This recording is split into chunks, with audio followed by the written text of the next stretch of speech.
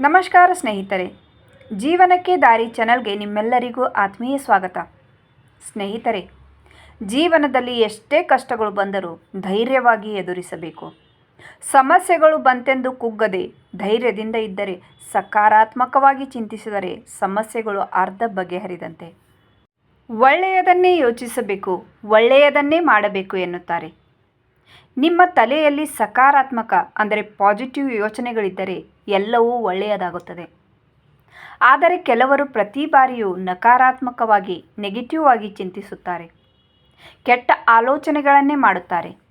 ಆದರೆ ಸ್ನೇಹಿತರೆ, ಒಳ್ಳೆಯ ಆಲೋಚನೆಗಳು ನಿಮಗೆ ಒಳ್ಳೆಯದನ್ನೇ ಮಾಡುತ್ತದೆ. ಇದಕ್ಕೆ ಸಂಬಂಧಿಸಿದಂತೆ ಒಂದು ಕಥೆಯನ್ನು ಈ ಮುಂದೆ ನೋಡೋಣ. ಒಬ್ಬ ನಾವಿಕನು ತನ್ನ ಸಿಬ್ಬಂದಿಯೊಂದಿಗೆ ಸಮುದ್ರದಲ್ಲಿ ಪ್ರಯಾಣಿಸುತ್ತಿರುತ್ತಾನೆ.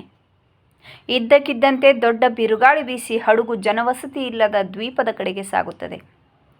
ಅನೇಕ ನಾವಿಕರು ಭಯದಿಂದ ಸಮುದ್ರಕ್ಕೆ ಹಾರಿದರೆ, ಮತ್ತೊಬ್ಬ ನಾವಿಕ ಹಡಗು ಎಲ್ಲಿಗೆ ಹೋಗುತ್ತಿದೆಯೋ ಅಲ್ಲಿಗೆ ಹೋಗಲು ನಿರ್ಧರಿಸುತ್ತಾನೆ.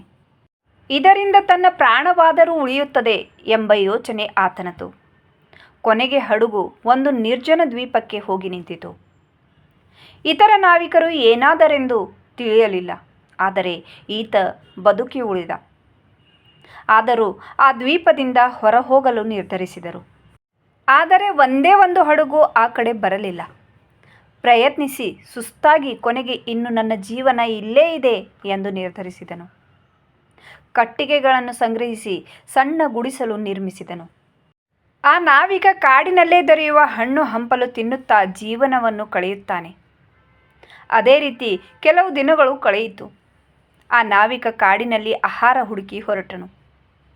ಅಲ್ಲಿಂದ ಬರುವಷ್ಟರಲ್ಲಿ ಆತನ ಗುಡಿಸಲು ಬೆಂಕಿಗೆ ಆಹುತಿಯಾಗಿದ್ದನ್ನು ಕಾಣುತ್ತಾನೆ. ಆತನಿಗಿದ್ದ ಒಂದೇ ಒಂದು ಸೂರು ಗುಡಿಸಲು, ಆದರೆ ಅದನ್ನು ಕಳೆದುಕೊಂಡು ಆತ ಬಹಳ ಬೇಸರಗೊಳ್ಳುತ್ತಾನೆ. ಸ್ನೇಹಿತರೆ, ಇಷ್ಟಾದರೂ ಆತನಲ್ಲಿ ಸಕಾರಾತ್ಮಕ ಆಲೋಚನೆಗಳು ಕಡಿಮೆ ಆಗಲಿಲ್ಲ. ಮತ್ತೆ ಗುಡಿಸಲನ್ನು ಕಟ್ಟಿ ಜೀವಿಸಲು ಆರಂಭಿಸಿದನು. ಒಮ್ಮೆ ಒಂದು ಹಡಗು ಸಮುದ್ರದಲ್ಲಿ ಕಾಣಿಸಿಕೊಂಡಿತು. ಅದನ್ನು ನೋಡಿ ಆ ನಾವಿಕನಿಗೆ ಆಶ್ಚರ್ಯದ ಜೊತೆಗೆ ಬಹಳ ಖುಷಿಯಾಯಿತು. ದ್ವೀಪದ ಬಳಿ ನಿಂತ ಹಡಗಿನಿಂದ 4-5 ಜನ ಕೆಳಗೆ ಇಳಿದರು. ಇತ್ತ ಹೋಗುವಾಗ ದಟ್ಟ ಹೊಗೆ ಕಾಣಿಸಿಕೊಂಡಿತು. ಏನಾಗಿರಬಹುದು ಎಂದು ನೋಡಲು ಇತ್ತ ಬಂದಿದ್ದೆವು, ಆದರೆ ಇಲ್ಲಿ ನೀವು ಕಂಡೀರಿ ಎಂದು ಹೇಳಿದಾಗ, ನಾವಿಕನಿಗೆ ನನ್ನ ಗುಡಿಸಲಿಗೆ ಬೆಂಕಿ ಬಿದ್ದಿದ್ದು ಅಥವಾ ನನ್ನ ಗುಡಿಸಲು ಬೆಂಕಿಗೆ ಆಹುತಿಯಾಗಿದ್ದು ಒಳ್ಳೆಯದೇ ಆಯಿತು ಎಂದುಕೊಂಡನು. ನಂತರ ಹಡಗಿನಲ್ಲಿ ನಾವಿಕ ತನ್ನ ಮನೆ ಸೇರಿಕೊಳ್ಳುತ್ತಾನೆ. ಆದ್ದರಿಂದ ಬದುಕಿನಲ್ಲಿ ಎಷ್ಟೇ ಕಷ್ಟ ಬಂದರೂ ಖಿನ್ನತೆಗೆ ಒಳಗಾಗಬೇಡಿ. ನನ್ನ ಬದುಕು ಇನ್ನು ಮುಗಿಯಿತು ಎಂದು ನಕಾರಾತ್ಮಕವಾಗಿ ಯೋಚಿಸುವುದು ತಪ್ಪು. ಅದರ ಬದಲಿಗೆ ಏನೇ ಕಷ್ಟ ಬಂದರೂ ಎದುರಿಸುತ್ತೇವೆ, ಎಲ್ಲವೂ ಒಳ್ಳೆಯದೇ ಆಗುತ್ತದೆ ಎಂಬ ನಂಬಿಕೆ ನಿಮ್ಮಲ್ಲಿರಬೇಕು. ಧನಾತ್ಮಕ ಚಿಂತನೆಗಳನ್ನು ಹೊಂದಿರುವ ವ್ಯಕ್ತಿಯನ್ನು ಯಾವುದೇ ಸೋಲು ನಿರುತ್ಸಾಹಗೊಳಿಸಲಾರದು. ಈ ನಾವಿಕ ದ್ವೀಪದಲ್ಲಿ ಏಕಾಂಗಿಯಾಗಿ ವಾಸಿಸಬೇಕಾದಾಗ ಆತಂಕಗೊಂಡಿದ್ದರೆ ಪರಿಸ್ಥಿತಿ ವಿಭಿನ್ನವಾಗಿರುತ್ತಿತ್ತು. ಆದರೆ ಆತ ಧೈರ್ಯದಿಂದ ಮುಂದುವರಿಯಲು ನಿರ್ಧರಿಸಿದನು. ಆ ನಾವಿಕನ ಜೀವನ ನಿಮ್ಮೆಲ್ಲರಿಗೂ ಸ್ಫೂರ್ತಿಯಾಗಲಿ. ಸ್ನೇಹಿತರೆ, ನಮ್ಮ ಜೀವನ ನಾವು ಅಂದುಕೊಂಡಂತೆ ಖಂಡಿತ ಇರುವುದಿಲ್ಲ. ಆದರೆ ಉತ್ತಮ ಜೀವನ ರೂಪಿಸಿಕೊಳ್ಳುವ ಮುಖ್ಯ ರೂವಾರಿ ನಾವೇ ಆಗಿರುತ್ತೇವೆ. ನಮ್ಮ ಸುಂದರ ಜೀವನ ಹಾವು ಏಣಿಯಂತೆ. ಕೆಲವೊಮ್ಮೆ ಸಿರಿತನ ಹುಡುಕಿ ನಮ್ಮ ಮನೆ ಬಾಗಿಲು ತಟ್ಟಬಹುದು. ನಮ್ಮ ಹಣೆಬರಹ ಬದಲಾದರೆ ಒಂದು ತುತ್ತಿನ ಒಂದು ಹೊತ್ತಿನ ಊಟಕ್ಕೂ ಅಲೆದಾಡಬೇಕಾಗಬಹುದು. ಅದಕ್ಕೆ ತಿಳಿದವರು ಹೇಳುತ್ತಾರೆ, ಜೀವನ ಒಂದು ಮಾಯಾಲೋಕದಂತೆ. ಇಲ್ಲಿ ಮೆರೆದವರು ನಾಳೆ ವ್ಯಥೆ ಪಡುವರು. ಬಡತನದ ಕುಲುಮೆಯಲ್ಲಿ ಬೆಂದವರು ಮುಂದೆ ಸಿರಿವಂತರಾಗಬಹುದು. ಇಲ್ಲಿ ಎಲ್ಲವೂ ಸಾಧ್ಯ. ನಮ್ಮಿಂದ ಏನೂ ಮಾಡಲು ಆಗದೆಂದು ಕುಳಿತರೆ ಜೀವನ ಚಕ್ರ ನಿಂತಂತೆ. ಸಹಾಯಕ್ಕೆ ಯಾರೂ ಬರರು, ಅನುಕಂಪವೂ ದಕ್ಕದು.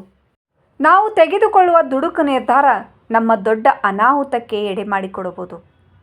ಮಾನವ ಜನ್ಮ ಸೃಷ್ಟಿಯಲ್ಲಿ ಶ್ರೇಷ್ಠ ಎನ್ನುತ್ತಾರೆ. ಎಂತೆಂಥ ಸಾಧಕರು ನಮ್ಮೊಡನೆ ಇದ್ದಾರೆ. ಅವರು ಹೂವಿನ ಹಾದಿಯಲ್ಲಿ ನಡೆದವರಲ್ಲ, ಸುಖದ ಸಂಪತ್ತಿನಲ್ಲಿ ಮೆರೆದವರಲ್ಲ. ಅವರ ಬಾಳಲ್ಲೂ ಇಂಥ ಮಹಾನ್ ತೊಂದರೆಗಳನ್ನು ಎದುರಿಸಿ ಅದನ್ನು ಮೆಟ್ಟು ನಿಂತು ಸಮಾಜ ಹಾಕಿದ ಸವಾಲುಗಳನ್ನು ಗಟ್ಟಿತನದಿಂದ ಹಿಮ್ಮೆಟ್ಟಿಸಿದರು. ಸಮಾಜದಲ್ಲಿ ಬೃಹತ್ ಮರದಂತೆ ಬೇರು ಬಿಟ್ಟರು. ಅವರು ಅನುಭವಿಸಿದ ನೋವು ತೊಂದರೆಗಳ ಮುಂದೆ ನಮ್ಮ ಜೀವನದಲ್ಲಿ ಅನುಭವಿಸುವ ನೋವು ಏನೂ ಇಲ್ಲ. ಕಮ್ಮಾರನು ಬಂಗಾರಕ್ಕೆ ರೂಪ ಕೊಟ್ಟಂತೆ, ಮಣ್ಣಿಗೆ ಕುಂಬಾರನು ಜೀವ ಕೊಟ್ಟಂತೆ ನಮ್ಮ ಜೀವನವನ್ನು ಮಿನುಗುವ ಧ್ರುವ ನಕ್ಷತ್ರದಂತೆ ನಾವು ಮಾಡಿಕೊಳ್ಳಬೇಕು.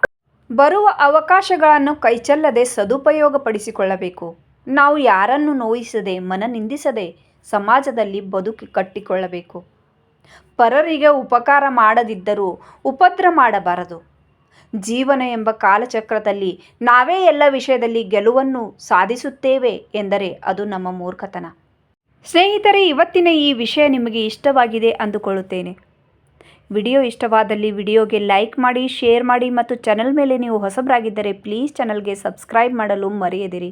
ಮತ್ತೆ ಭೇಟಿಯಾಗೋಣ ಹೊಸದೊಂದು ವಿಡಿಯೋದಲ್ಲಿ. ಅಲ್ಲಿಯವರೆಗೂ ಧನ್ಯವಾದಗಳು.